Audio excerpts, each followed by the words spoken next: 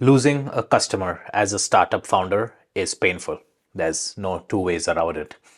I have lost a few customers in my growth journey in Xena.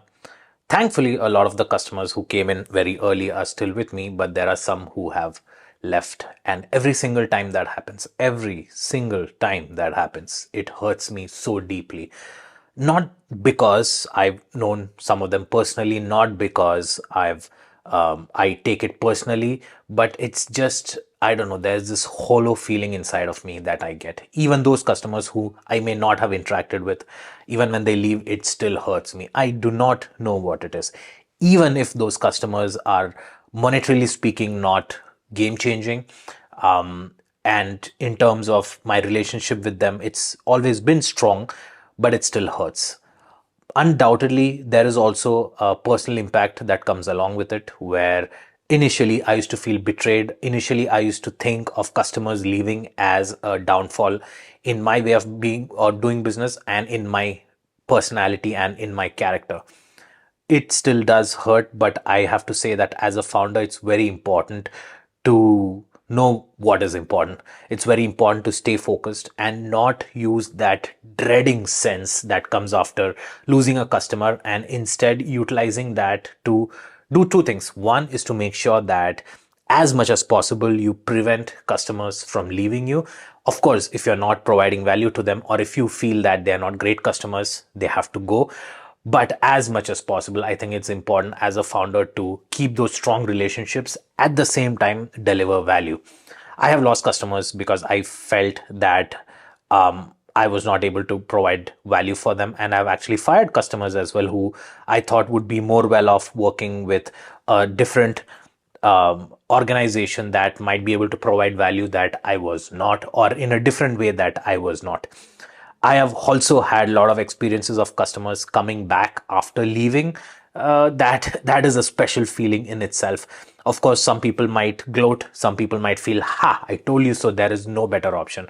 But I genuinely do not feel that. I feel blessed that they feel that even after looking around, they've come back and they still find value in Xena, and that's an amazing feeling. But as a founder, I think I've been training myself to not be affected by these decisions, and instead use that as a way to structurally ensure customer service is at its highest peak. Of course, as your startup grows, you cannot spend a lot of time with each customer. You have other things to do as a founder. You have to build new products. You have to take the vision forward. You have to hire new people. You have to analyze your organization. You have to find investors. You have to keep all these shareholders happy, while at the same time keeping your customers, which undoubtedly is the most crucial piece of it. And at the same time, acquire new customers and do business development.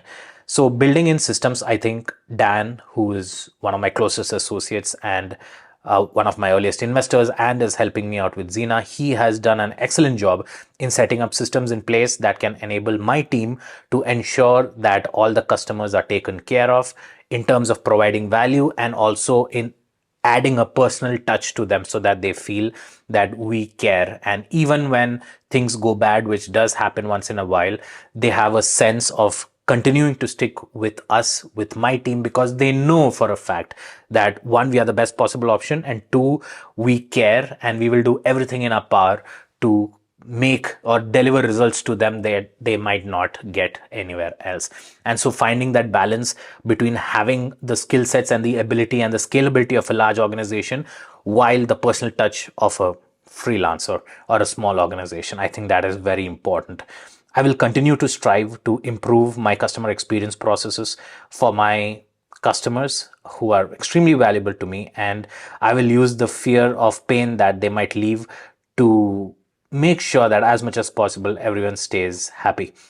And I think that's a very important piece of being in a startup, where one of my LinkedIn posts, I said that it is wild that not more people are excited and want to work with early stage startups, because the founders give their heart and soul into providing value, and the value that they get is the value for money that they get would be unmatched. And I still think it's true. So I think working with startups is an amazing opportunity, especially with founders who care. And I think most of the founders do care. And a founder who has the wherewithal and the support system to have a team that is strong and can provide the best possible customer support at the same time providing the value that it promises.